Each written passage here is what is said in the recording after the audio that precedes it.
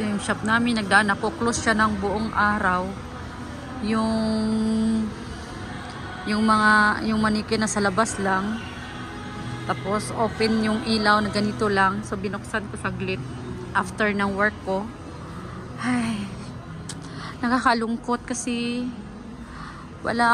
kulang kami sa staff. Ayan, kawawang business.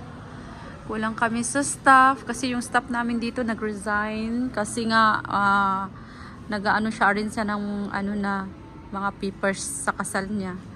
Magpapakasal na kasi siya.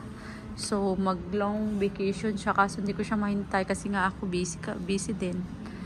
Ayan, yung mga damit ko. Parang gusto kong umiyak yung kailangan ako ng shop namin. Hindi ko magawang bantayan kasi nga may trabaho din ako.